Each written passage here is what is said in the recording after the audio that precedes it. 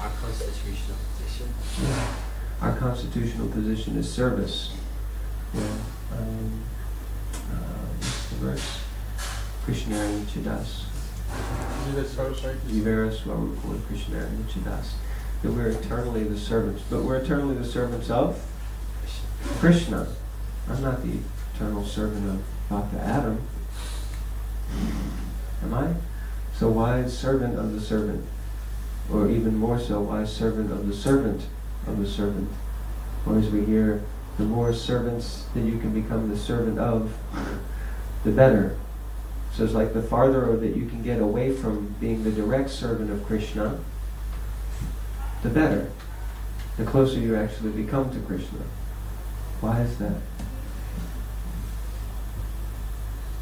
Yes. Krishna says, one who thinks that they're my devotee is not my devotee. Or one who says they're the devotee of my devotees, they are the devotees. So from his psychology, the further we get, the more we're recognized by Krishna. And where Krishna is, that you'll find Satchidananda, eternity, knowledge and bliss. So the experience is actually closer. Very nice. Yes, Krishna says that one who says that he is my devotee, he's not my devotee. But one who is the devotee of my devotees, he is actually my devotee. Yeah. Is it because he values humility so much? Yeah, very nice. Yeah, both of these are actually correct. This point is that actually Krishna is always giving so much mercy, but that mercy is not necessarily digestible by us, especially if we have a proud heart. So if we're proud and we're thinking, I am directly serving Krishna, I am able to approach Krishna directly, and I am the special representative of the Supreme Lord, then what begins to ensue is some pride. And with pride comes barriers.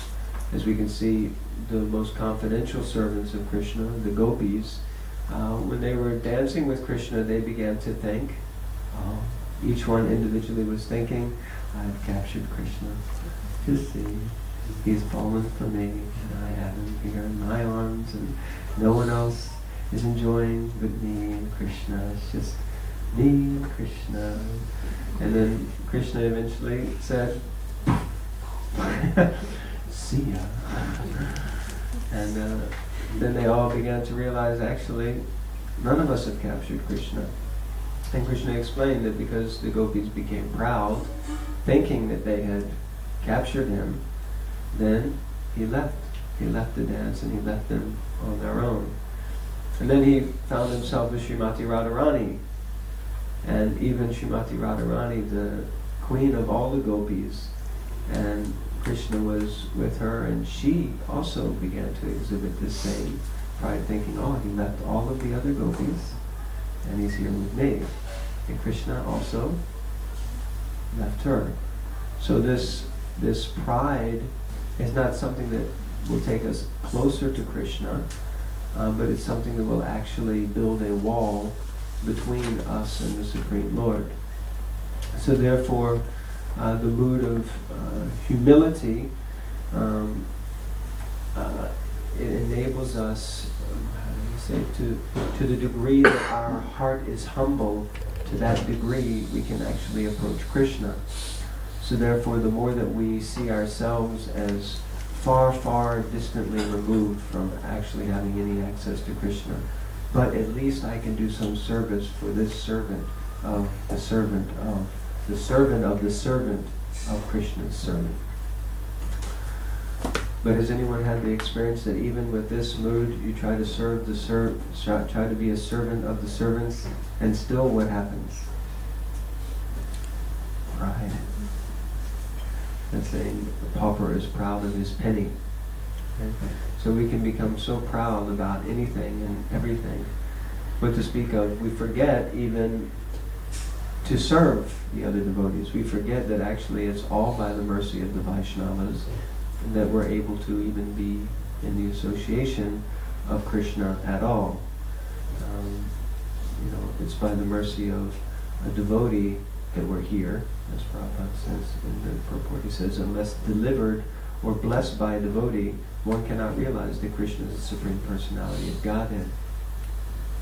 Had we not come in contact with a devotee, whether it's devotee parents, or whether it's a devotee on the street, or whether it's from the Food for Life van, or whether it's at Glastonbury Festival, or whatever it is, had we not touched a devotee, had a devotee not touched us, then there's no chance that we could come in contact with Krishna and understand Manushanam Sahasreshu Kaschid Yatari Siddhaye.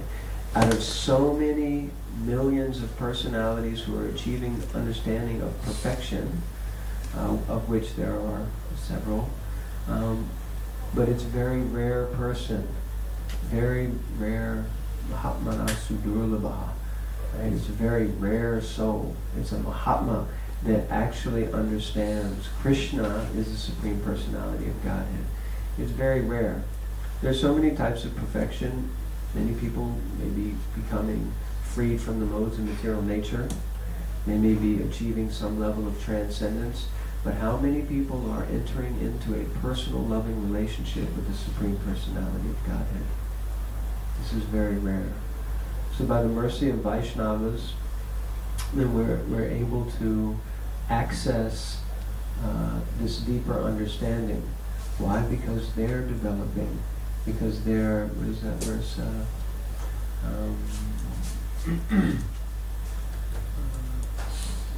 One can approach a spiritual master because he has seen the Jews something. Darshinaha. What's the last line there? Huh? Gyaninas Tatma Darshanaha. They can give you knowledge because they've seen it. They've seen the truth. Tadvyakani patena pariprashnena sevya upadekshanti teyam gyaninas Tatma Darshanaha. We have to approach these great souls because they've seen the truth. And when you've seen it, then you can give it. But someone who's speaking some philosophical thing, it may titillate the mind, it may tantalize the heart, it may seem right for my life. Like we were discussing last night, we're asking, how do you know it's a bona fide representative of Krishna? How do you know someone is a bona fide guru? And someone said, because he makes a profound difference in your life, and you can see that your life becomes better. I said, but there are so many people who could do that, you know. So many success gurus in the world these days that can make your life better. They can bring you to the mode of goodness. You have this Ravi Shankar, the art of living, can teach you all about the mode of goodness and how to live a better life. But does that make them a bona fide spiritual master? Does that make them a bona fide guru? No, just because someone can give some results in material sense, it doesn't make them a bona fide representative of Krishna. Who was it that was giving class the other day? They spoke about this, I think it was Dave Rita, Bhaktivinoda Maharaj. And he was saying that this ISKCON sannyasi was at this assembly of sadhus, and he was talking to one sadhu, big yogi, and he said that he was realizing he's not even very spiritual. This person, he's like quite materialistic, although he's presenting himself as a big yogi. And everyone had such awe and reverence and respect for him, but he was quite a materialistic person. But because he had acquired some cities, he said that at this assembly it started to rain. And he stood up and did something like this, and then the rain stopped. And everyone was like, oh. So everyone had some, great appreciation because he had some cities. But his point was that this personality it's just material. It's material potency. It doesn't have anything necessarily to do with being a spiritual person or being in line of disciplic succession.